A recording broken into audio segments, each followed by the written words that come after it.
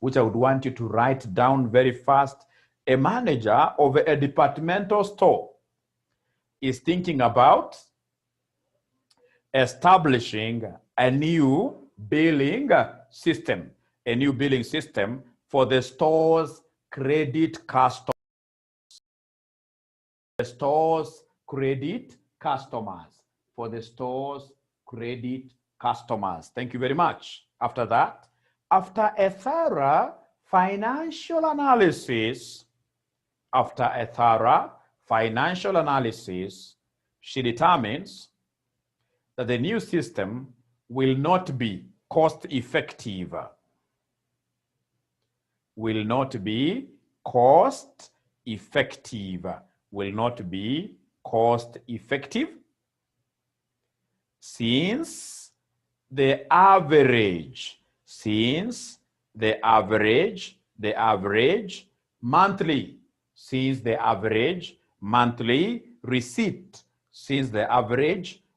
receipt will be less than 70,000. Since the average monthly receipt will be less than Kenya shillings 70,000. A random sample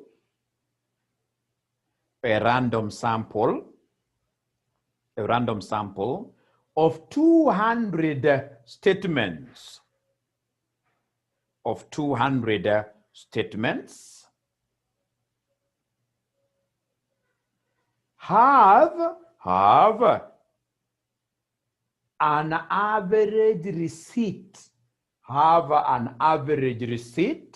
have an average receipt of Kenya shillings 66,000. Of Kenya shillings 66,000. Of Kenya shillings 66,000. Of Kenya shillings 66,000. Full stop. With a 5% significance level,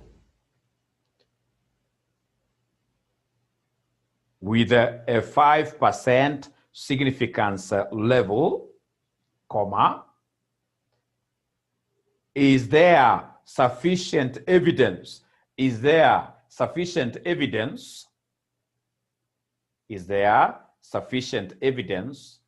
to conclude that the new system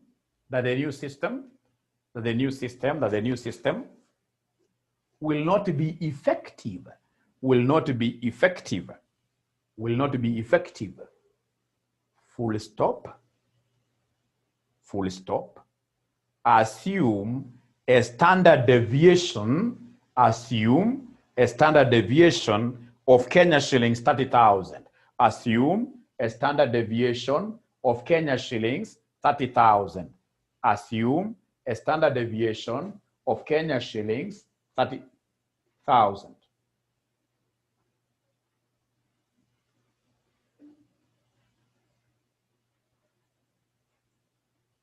Assume a standard deviation of Kenya shillings 30,000. So mention their solution. And before I dive in to do it, I would want to see whether there is any student who can just give a very nice shot at it. Let's see, I'm giving you 2 minutes, and please don't get tired with doing these things. You always learn best through doing. And don't also get worried over not getting it right.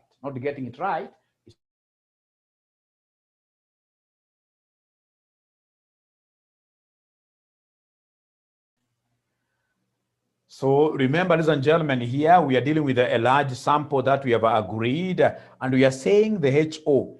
O stands for 0, H0, H naught. So HO is a null hypothesis, where we are not foreseeing any difference between our population and the sample, which we'll be selecting here for purposes of studying, for purpose of analyzing. So there is null difference. And then, of course, we can see this lady saying, no, there is a big difference. She believes that this system is not effective. and it will not be effective if we shall be having an average receipt that is less than 70%, or 70,000, sorry, less than. Now, ladies and gentlemen, the test statistic here is the Z statistic, which will come and do our drawing like that. And we are saying, because it is a one-tail test, remember what we were doing in our last class. We had how many tails? 2 tails. And because of the 2 tails, we were taking the level of significance and then we were dividing it by 2. So here we only have 1 tail. And if it's 1 tail, the entire tail will take 0.0 what here? 0.05. The entire tail. Ladies and gentlemen, what I want you to do for me is a small favor. Please let it not get lost on us the fact that this half area, the total half area is 0.5. And if the total half area is 0.5, and we happen to be knowing this 0.05, could you kindly give me this area from here to here? Given that the 2 areas must add up to 0.5. So in this case here, these 2 areas must add up to 0.5. Therefore, this unshaded area will be 0.4 what here, somebody? 0.45. Thank you very much. This unshaded area will be 0.45. Now, ladies and gentlemen, remember our work in hypothesis testing regarding this Z score, regarding this Z statistic. Our work now will be to go to the table and then we read the area from here to here, the area from the mean. This 0.45, please look for it. Look for it. Let me get somebody to help me.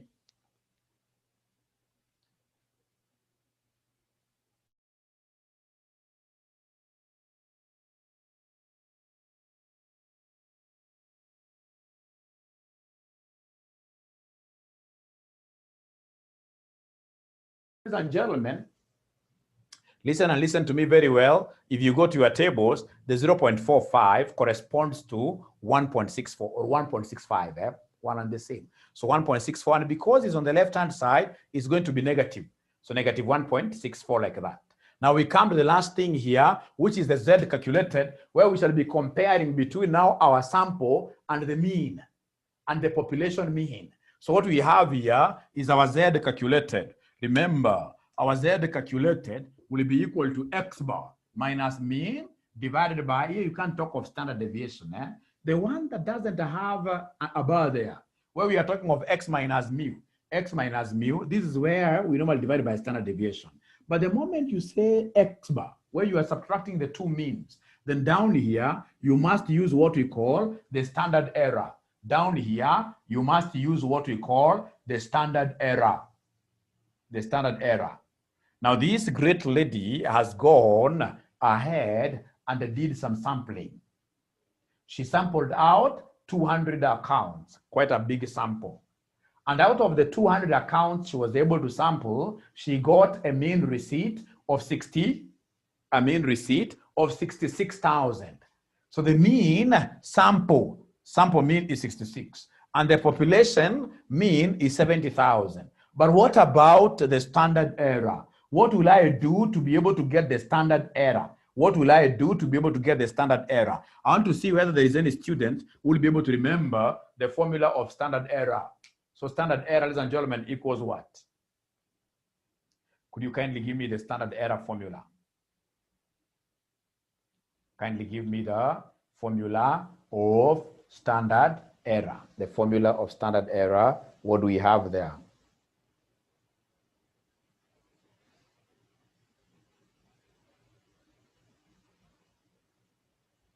Standard error formula.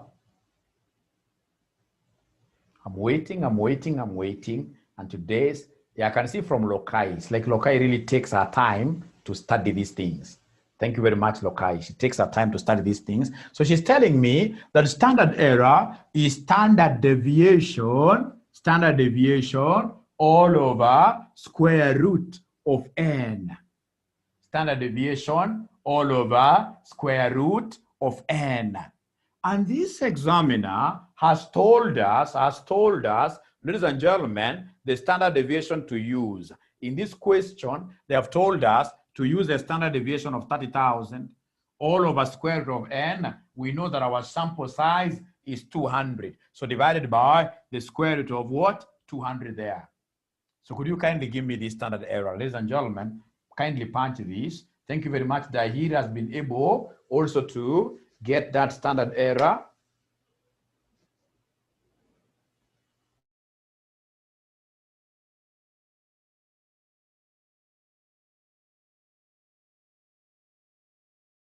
All of them, ladies and gentlemen, are able to give me a figure, a great figure of 21.32. What a beautiful figure.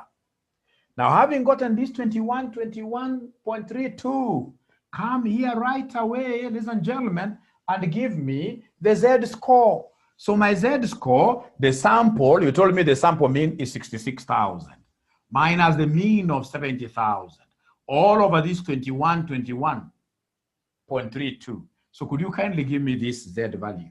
Kindly give me this Z value. My Z value will be equal to what? My Z value will be equal to what?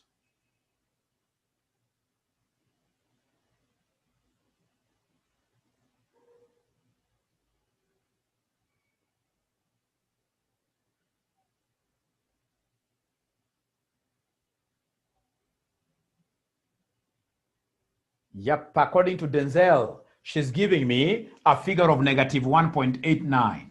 Is there any other student who can confirm? Yes, Lokai has gotten the same, save for rounding off errors. We have this 1.89 negative. Let's adopt this. Let's adopt this. There is one thing that I forgot to tell you. Once you have these shadings, remember that the shaded area is an area of H1. This shaded area is an area of H1. And then the unshaded area, all these two areas are areas of who? Of H0. Unshaded area is H0, and then the shaded area is H1. Now, ladies and gentlemen, having marked yours like that, could you kindly advise me, this 1.89 negative, where does it fall on your diagram here? Is it falling in the shaded region or unshaded region? Somebody talk to me tonight or rather this evening. This 1.89 negative, where does it fall on this number line? On the number line. Lokai tells me shaded area. We have Denzel shaded. Yes, negative 1.89 is slightly less than 1.6. It will be falling somewhere here. Yes, so you tell us that statement that the 1.89 negative falls in the shaded area, and therefore, we accept H1 because shaded area is for H1, and therefore we accept H1. We accept H1. And if we are accepting H1, what are we saying? That this lady who was saying that this system is not effective was right. The lady who was saying that the system is not effective, less than 70,000 receipt is what we will be getting, then the lady is correct. Although for us at section 4, we don't go into those details. Yours is to tell us, accept H1 or reject whatever. That is what you're supposed to be telling us. The most important thing is to know where your Z calculated. Where is it falling? Is it falling in the H0 region or H1 region? That will be the most important thing for us. Now, ladies and gentlemen, if you allow me, I know some of you came in a little bit late. If you allow me, I'll still want to give you another exercise.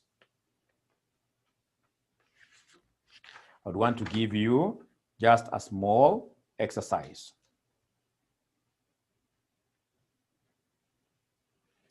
Mention there that a sample size, exercise 2, a sample size of 100, a sample size of 100 is drawn, this is exercise 2, a sample size of 100 is drawn from a normal population,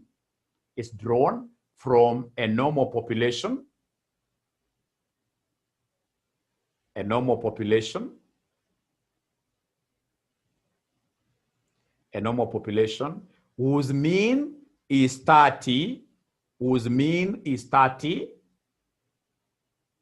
and the variance is 2.25, and the variance is 2.25. Variance is 2.25.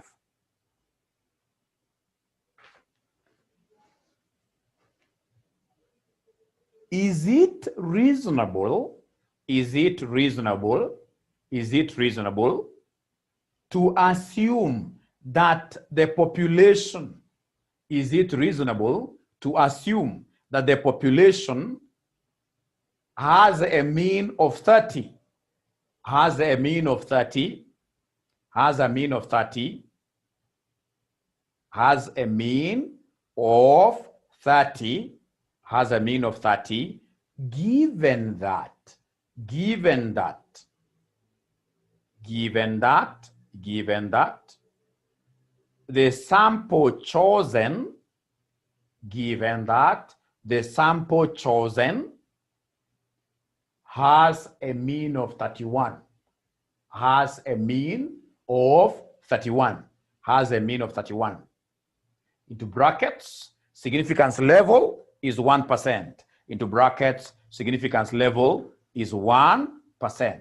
Significance level is 1%. So I want to give you exactly, I want to give you exactly 5 minutes. You try that, and then we'll be able to compare notes.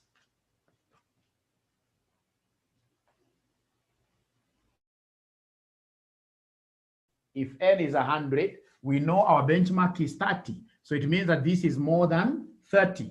So meaning that, again, we are dealing with a large sample. We are dealing with a large sample. And if that is the case, large sample, I know that calls for a Z statistic. Z statistic. So here, use Z statistic. Use the Z statistic and leave it at there, and then come and say H0, come and say H1. So here we happen to be having the population mean. The population mean, ladies and gentlemen, they have told us in the question, they have told us whenever you have population mean, everything becomes very easy. They have told us population has a mean of what here? A mean of 30. The mean here is 30. So automatically here, if you are careful, you must have noticed that this examiner is not directional. He's not telling you that the mean should be more than 30, should be less than 30. He's not directional. He's not giving any direction. He simply wants you to assess the reasonableness. So reasonableness, it could be unreasonable for being very small. It could be unreasonable for being very big. So in this case here, we use not equal to 30. So meaning that when you use not equal to, we are talking about how many tails? We are talking of two tails test. Tails ni ngapi? Ni mbili. Tails ni mbili. From there, ladies and gentlemen, we have our Z statistic. Our Z statistic. So our Z statistic here we are, we'll have it being like that. So because it is two tails, not a problem. I'll come and shade my two tails. Of course, there is no tail at the middle. I've never seen any tail at the middle. So when there are two tails, I have to subdivide the level of significance into two. So remember, because of the two tails, then each tail will take 1%, 0.01 divided by 2. So 0.01 divided by 2, which gave you guys what parameter? 0. You have to be careful. 0.01 divided by 2, according to Denzel, this gives me 0.005. Once you give me this, I'll be able to rush to my area from here to here because of the table that the examiner gives us, which is normally shaded from here to here. So how do I get this unshaded area on one side? I know for sure that the two areas must always add up to 0.5. Because if you remember a PDF, this basically is a probability density function. And the probability density function, ladies and gentlemen, has got 100% area. 100% area is 1. So 1 divided by 2, that gives me 0.5. So 0.5 half. And then we happen to be having this small shaded area 0.05. Therefore, this one will be 0.5 minus what is here.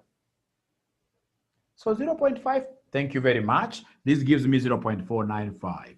Now, once I get this 0.495, I will run very fast, get my Z table, get inside the Z table, and then I use reverse gear. I use reverse gear to read an equivalent Z score,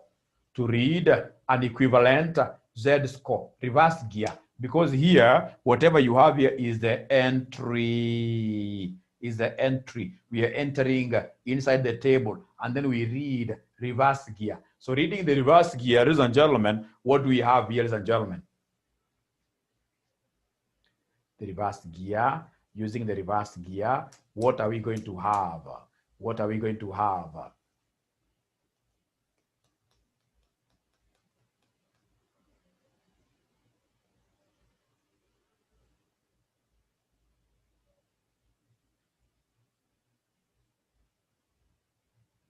Using the reverse gear, loci again tells me 1.64. Yes. So we have 1.64 because there are two tails. This other tail will be 1.64, although what here? Negative. Negative. Loci has said no. No problem, we are patient. Tell us what will be the corresponding Z score. Somebody help loci. Help loci. Somebody help loci. Somebody help loci. Anthony is saying 2.57. Nancy is saying 2.54. I'll need my own table. I'll need my own table, but there is no way I should go for these tables now that I have younger sons and daughters here. They need to help me. So 2.57 seems popular. Please, Nancy, just check it out. 0.495 is quite close to 2.57. So 2.57 carries the day. 2.57 carries the day. 2.57 carries the day here. 2.57 minus 2.57 carries the day. And please don't forget to say that this is a H1 shaded. Shaded is always H1. Shaded is always H1. The unshaded ones are the H0s. Please mark yours like that. Mark yours like that. Mark yours like that. Mark yours like that. After you mark yours like that, ladies and gentlemen, I would want us to go to the last thing, which is the Z calculated. So go to the last thing, which is Z what here? Calculated. So for Z calculated, the Z calculated, how will my Z look like? My Z, as usually, be X bar minus mu all over the standard error. Please write this in full. Standard error. Standard error. And then the very first thing that I will do, ladies and gentlemen, is to give my examiner the standard error formula. So the standard error formula, how does it look like? Somebody must have forgotten. Somebody. Dahir, are you able to remember the formula of getting the standard error? Dahir, are you able to remember the formula of getting standard error?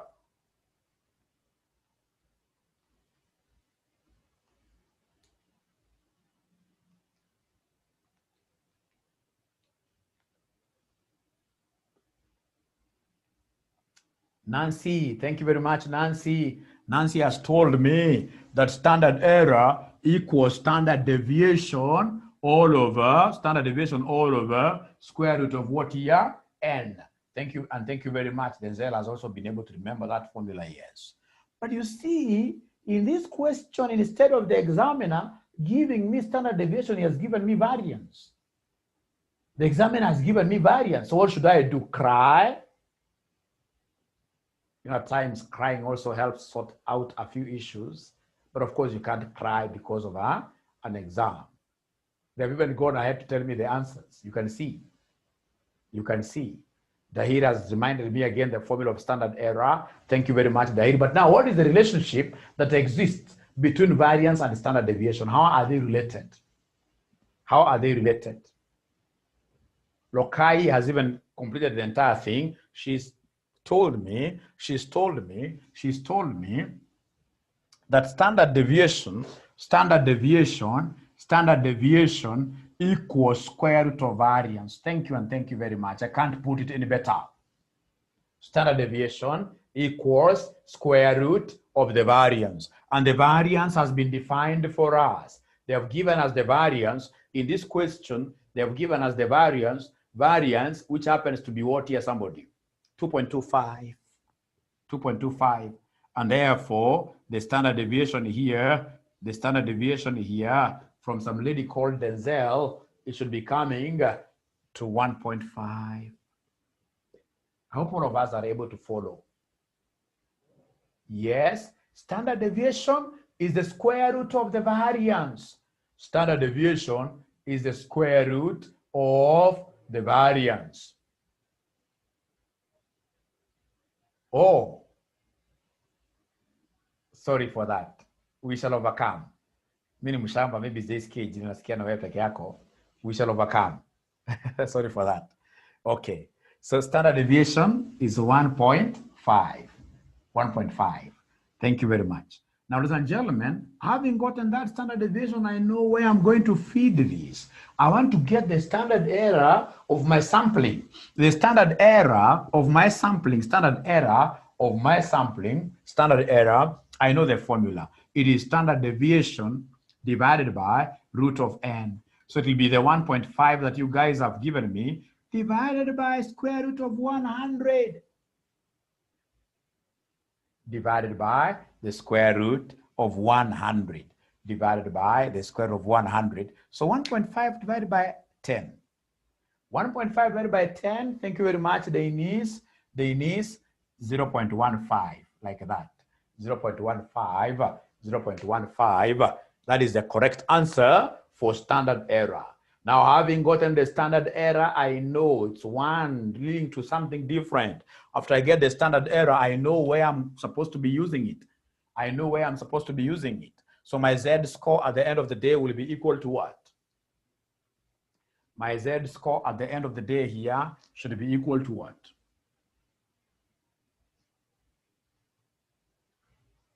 My z-score should be equal to x bar. X bar, they have told me the sample is 31. The mean population was 30, all over 0.15. So could you kindly give me this answer?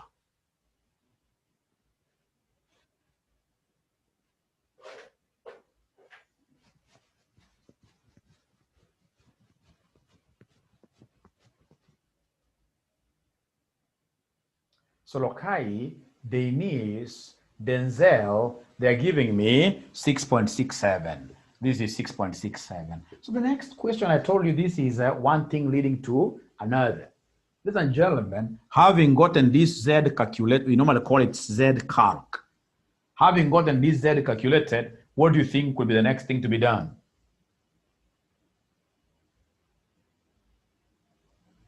Having gotten the Z calculated, what do you think will be the next thing to be done?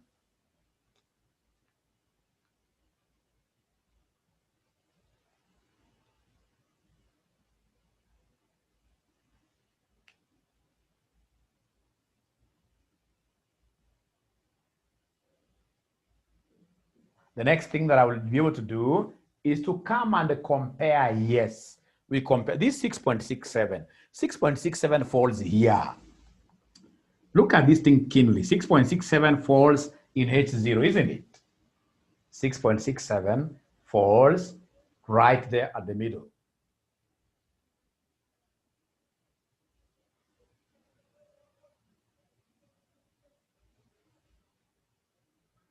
Is that true? Where does this 6.67 lie?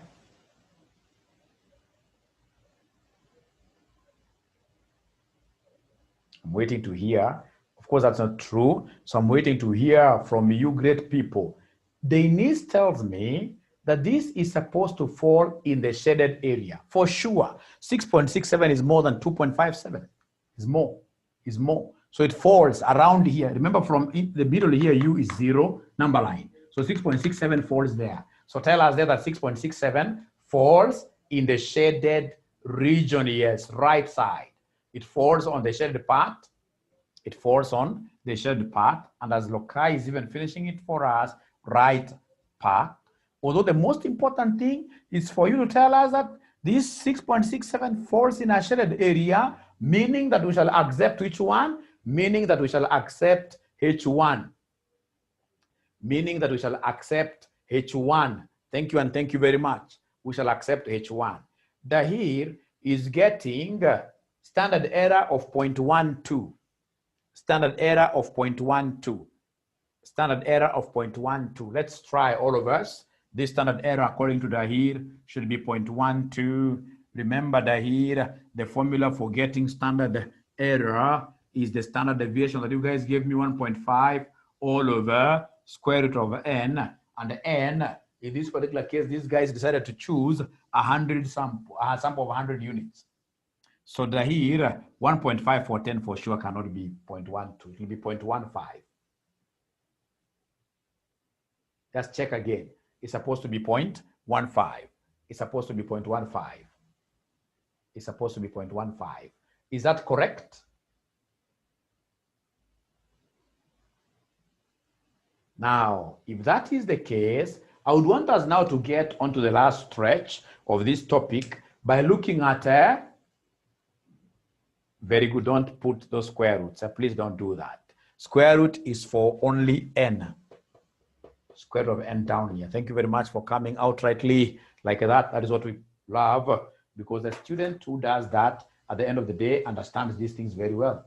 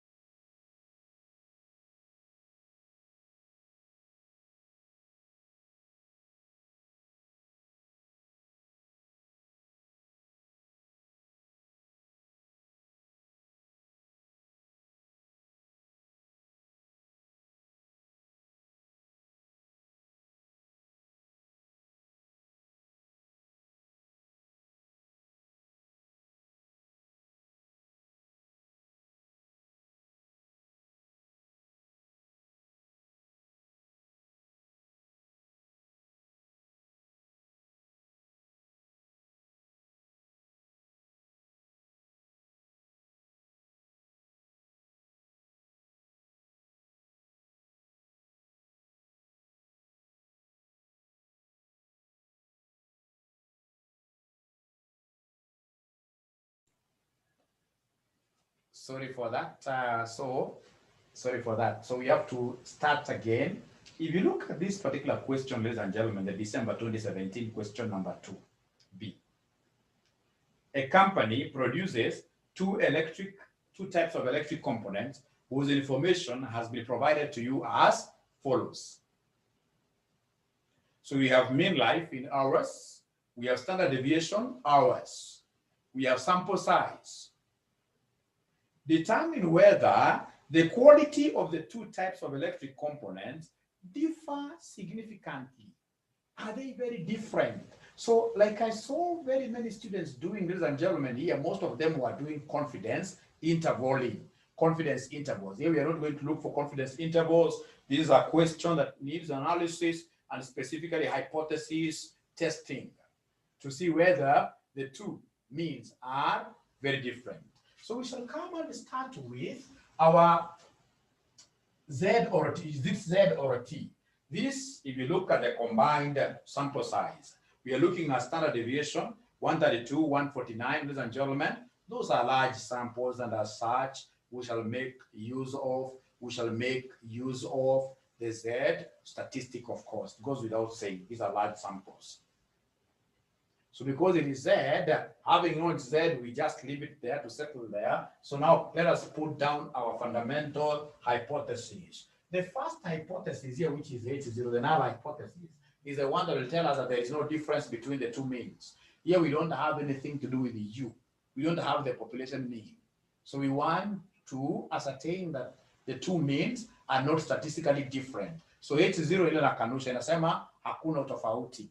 So H0 will be x bar 1 equals x bar what here 2. And then the second, or rather this alternative hypothesis, they haven't told us to study and tell them whether x bar 1 is greater than x bar 2. They just want us to study, analyze, and see whether the two variables are significantly different. So it means that the proper symbol that we need to use here is x bar 1 is not equal to x bar 2. Because they haven't told us to study whether x bar 1 is more or x bar 2 is more. They haven't told us that. If you read here, they want us to determine whether the quality of the two types of electric components differ significantly. They can differ when one of them is either big or, so in this case it should be less than or equal, or rather it should be not equal, not equal. You put the equal sign, you cancel it, not equal like that. Having done that, ladies and gentlemen, the next thing that I would need is to go straight away and give them the Z statistic. The Z statistic really here is a simple thing. So I'll need to come here. Remember, they have told me that the level of significance is 0.05. The level of significance is 5%. The level of significance is 5%. So this 5% has to be divided into two because of the two tails here, because of the two tails there, because of the two tails there. So what is 5% divided by 2? What is 0.05 divided by 2? Somebody help me there. 0.05 divided by 2, what do we have there? Somebody. 0.05 divided by 2, what do we have there? Somebody please help me. Please help me. Please help me. 0.05, the level of significance divided by 2, that will give me what figure? 0.025. 0.025, and of course this other area will be 0.025. So then I'm interested in this area from the middle to here. So I'll have to come and take 0.5 minus this. So 0.5 minus this, what figure shall we get?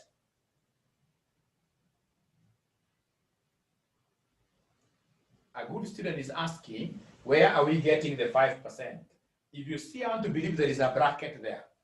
There is a bracket there. There is a bracket there in the requirement, which is talking about what here? Which is talking about 5%. Which is talking about 5%. Nancy is saying 95%.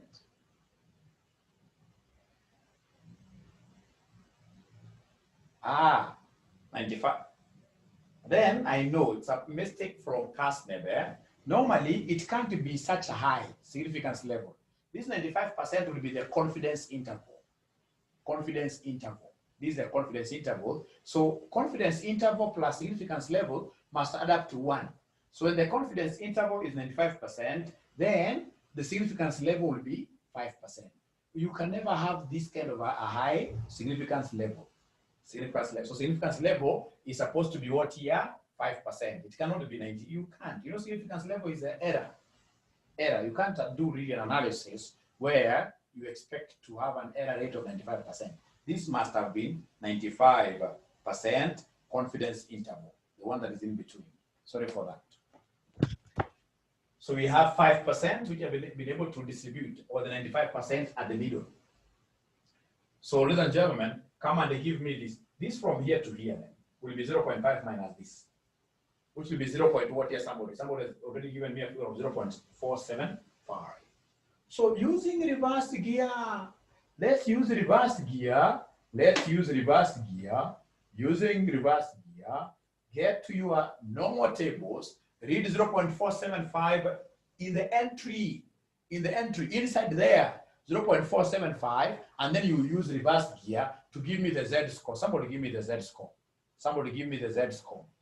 Somebody give me the Z score. Somebody give me the Z score. So Z score, what do we have here? Today I've used this 1.96 severally. Lokai is giving me a figure of 1.96, which Denzel is able, Mr. Denzel is able to confirm. So 1.96 negative there. So remember, the tails here must always be done what you shaded all of them. Must be shaded all of them. So ladies and gentlemen, after getting the Z statistic nicely, don't forget that this will be denoted as H1. The other one will also be denoted as H1. These two will be H0s, like that. So now we go to the last stage, which is the stage of Z calculated. So Z calculated. So remember that now here, ladies and gentlemen, we have got how many? We have got two samples. We can't talk of X bar minus mu. No. Two samples. So what we have here, it will be difference between the two samples like that. X bar 1 minus X bar 2. All over the standard error. All over the standard error. Remember, standard error, whenever you've got two samples, the standard error will look like this. Square root of. Whenever you've got two samples, this is how our standard error will look like. Standard error will be the standard deviation of 1 squared all over n1 plus standard deviation of 2 squared all over n2. So could you kindly help us here?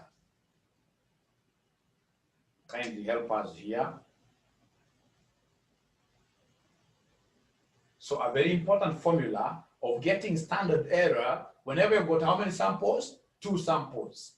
Whenever you've got two samples, you must always reason like this. So the examiners, remember S stands for standard deviation. S stands for standard deviation. So for X is 132. So I'll talk over 132 squared all over N1. All over N1. N1, sample size 1 is 120. Plus, ladies and gentlemen, sample 2, standard deviation is 149. So 149 squared all over N2. N2, which happens to be 110, which I'm able to see some students giving me an answer. I'm able to see Denzel and Lokai agreeing on some particular answer. They're giving me 18.63. But I would want to get someone else, apart from the two. Someone else should be able to confirm that answer for us.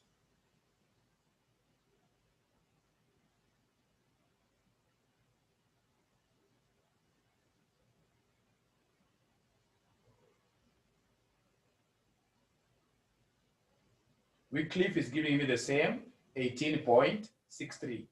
18.63, thank you, and thank you very much. So I'm being told that the standard error is 18.63. Now come back to our Z calculated equation, and then we plug in. I hope all of us have been able to get that 18.63. 18.63. So ladies and gentlemen, we have our Z calculated as what here? X bar 1.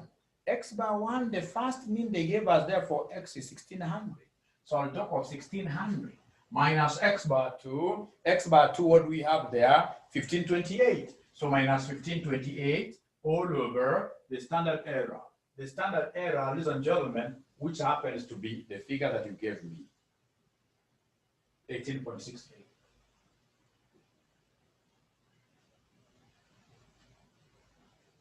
HP, you have to check your answer. 18.1 is quite off. I know it's near, but 18.1 is quite off. It's quite off.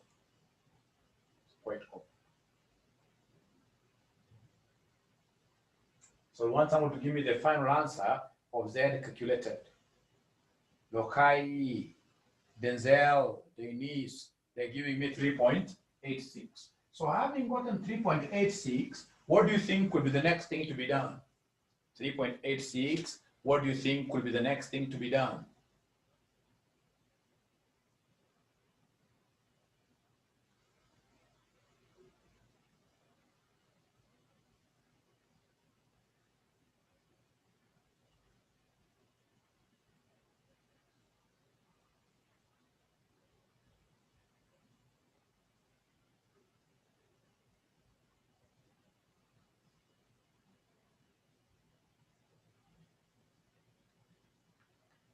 The next thing, ladies and gentlemen, to be done, having gotten the Z calculated, is to come and fit this thing here. And I can see for sure that the 3.86 is falling on the shaded area. 3.86 is falling on the shaded area. So 3.86 is falling on, so you simply say there, falls on the shaded area, therefore accept H1. Accept H1, yes. And when we accept H1, what conclusion are we having? We are saying that the two samples we selected from our population do not have the same means. Look at H1, what H1 says. They don't have the same means. Meaning that their means are statistically different. Their means are what is statistically different. But for our case, if you tell me that this 3.86 falls on the shaded area, and then you go ahead telling me accept H1 because shaded area is the area of H1, I'll be able to accept everything. I'll be able to accept everything, and that is it. I'll be able to accept everything, and that is it.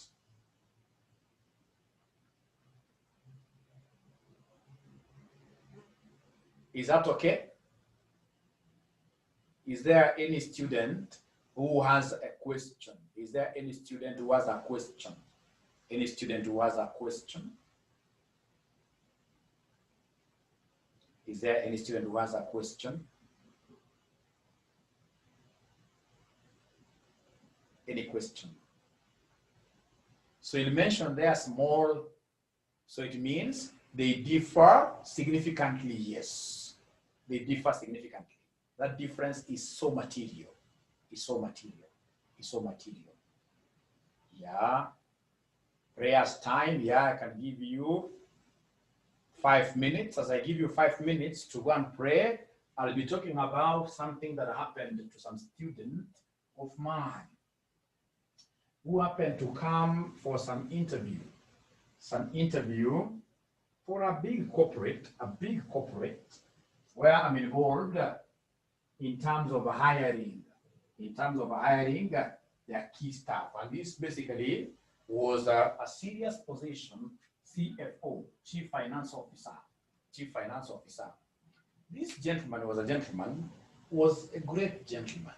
He scored very well in many other systems. For example, systems, SAP, Excel, because I have to ask an Excel question when I'm around there. Excel, the guy, was very thorough in all those areas. But now this guy, there is something that he could not crack through. You know, when you are a CFO, Chief Finance Officer, has to be very good in dealing with all stakeholders in the organization. You have to be good in terms of legal matters. That's why we teach you company law.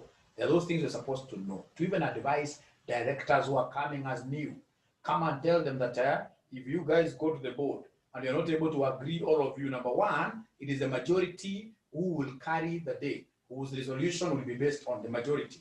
And then even after that, don't become enemies at the board. We are just here to push this wheel of this company forward. And of course, majority can't be wrong. That's what we call force versus habit.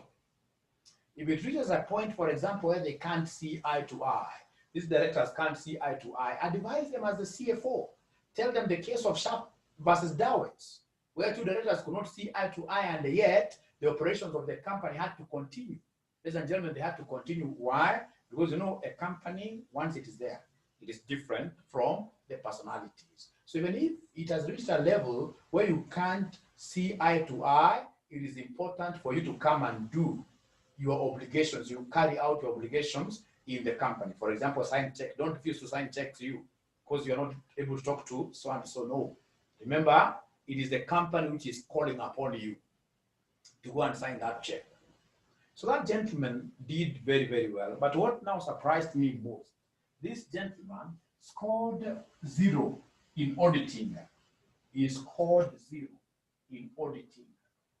In auditing, he scored 0. And you know, auditing is a simple subject that you guys are supposed to internalize. Actually, it is the simplest subject that I've ever seen.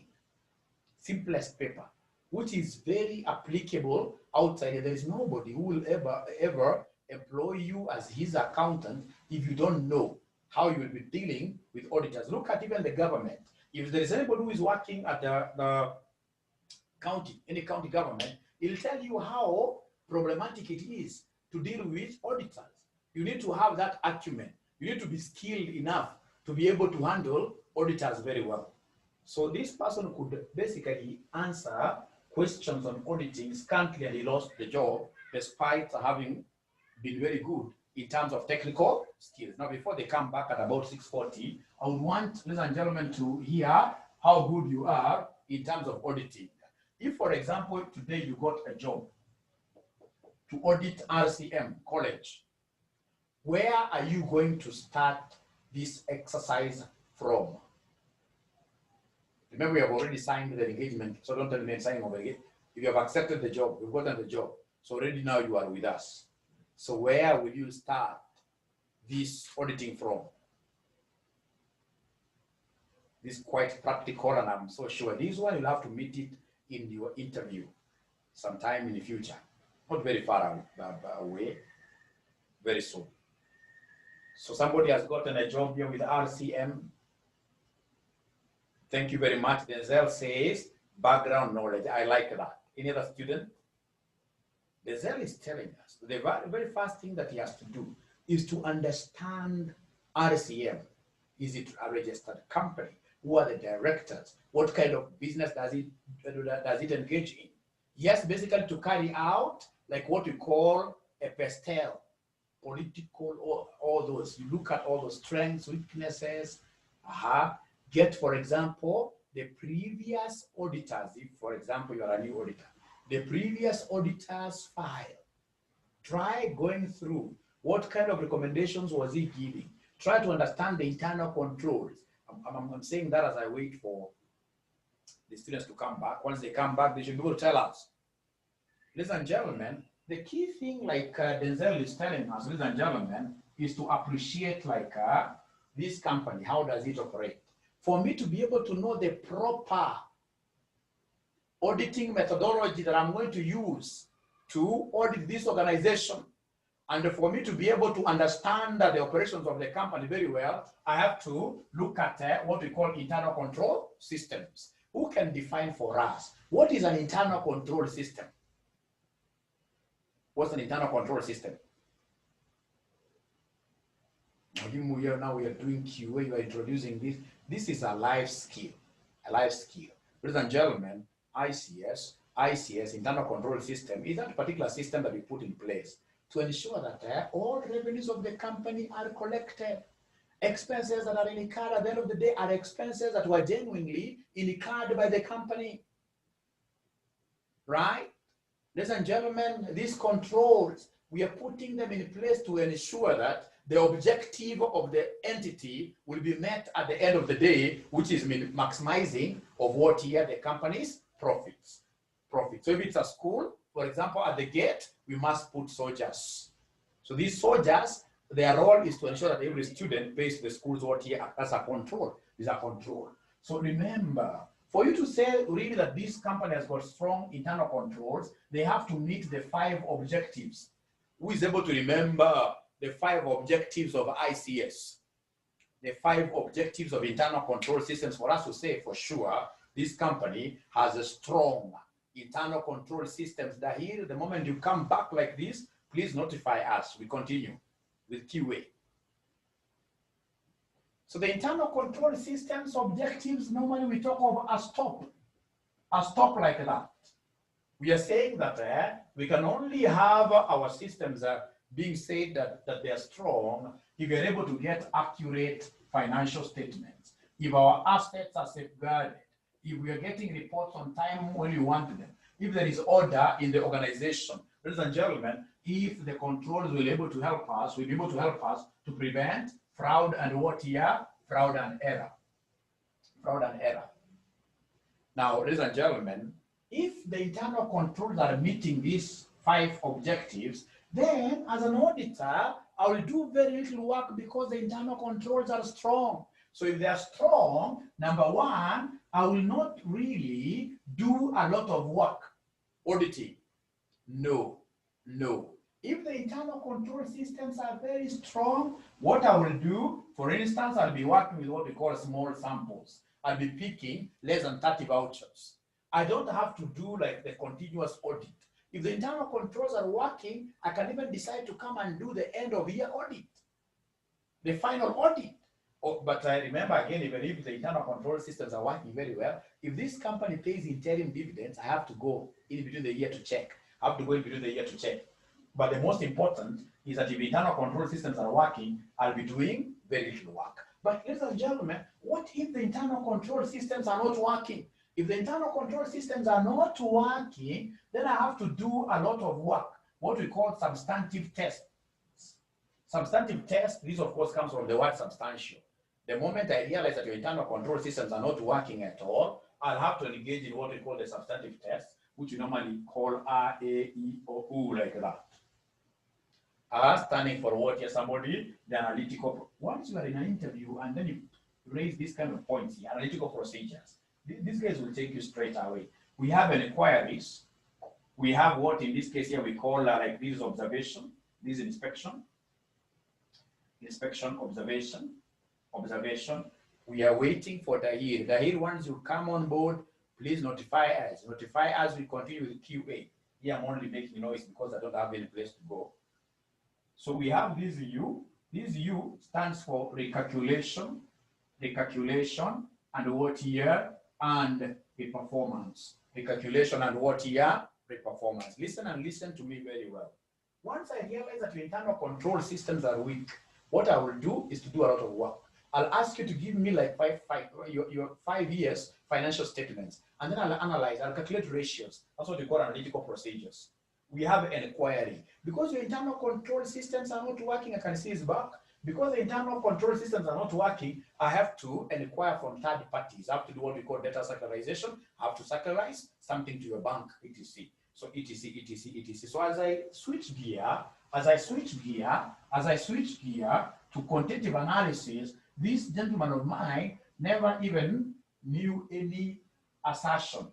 Is there anybody who has ever heard of management assertions? Management assertions are the hypotheses, the claims that the management are putting in place, the claims that they would want the public to believe. So the management assertions, ladies and gentlemen, they are normally 9. We normally talk of ACCA cover. ACCA cover, they're normally 9. So what these managers want us to believe, of which you as the auditor has to accept these with some pinch of salt, because mostly their allegations, these allegations, assertions are not truthful. So the first one, for example, is what we call accuracy. They are telling us that our financial statements are accurate. What a lie. I have to wear what we call professional skepticism goggles. Look at these things critically. Ladies and gentlemen, they are telling us that our financial statements are complete. What a lie. We know outside here, people normally make 2 sets of financial statements. There are financial statements that are taken to the banks, which in this case, you have to be embellished to look that the company is doing very well, to show huge profits, to show huge revenues, to show little expenses. So they are window dressing, to take them to a bank so the bank can give a loan. But the same company get their financial statements, ladies and gentlemen, which they have taken to KRA, trust you me, their revenues are never complete. Their revenues have to be small like that. Ladies and gentlemen, this is cut-off, allocation, classification, like they're telling us that all the transactions that took place, we were able to journalize them very well. If we bought a motor vehicle, we debited the motor vehicle account, credited our bank account if we paid for that vehicle immediately. But we know, you and I, at times these companies here would want to boost their purchases. They'll take a wrong asset and put it in the purchase. So they buy a motor vehicle, but they take that expense. They take it to purchases account, debit purchases account. So as an auditor, I have to be aware of this. We have occurrence, valuation, existence, rights, and what here? Obligations. So we should, one of the fine days, I can do one session for you, free of charge for you to appreciate what I'm talking about in the context of what, teaching you for your syllabus, but teaching you for the industry, Otherwise, allow Mwalimu here to teach you the concept of small sampling, into bracket what we call the T statistic, into bracket what we call the T statistic, into bracket what we call the T statistic. And for me to do small sampling, ladies and gentlemen, I need more time. 10 minutes cannot be enough.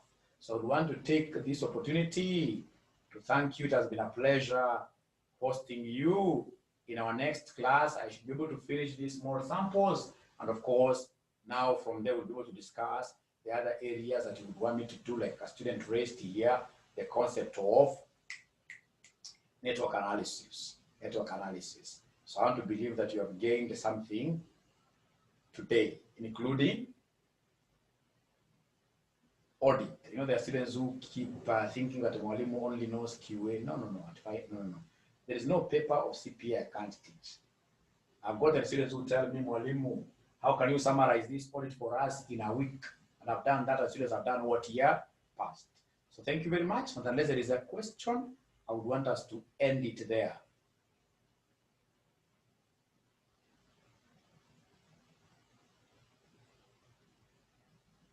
Any question, feedback? Feedback is also very important.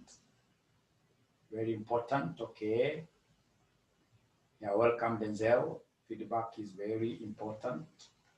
Yeah, Charity, thank you very much. I would want to see you talking next time. Charity, you were talking a lot when you started financial management. And nowadays, I don't see you in my financial management classes. Please get back there. Ekabaila, welcome. Lokai, welcome. We shall be doing these great things like that. So what do you think of this session of auditing?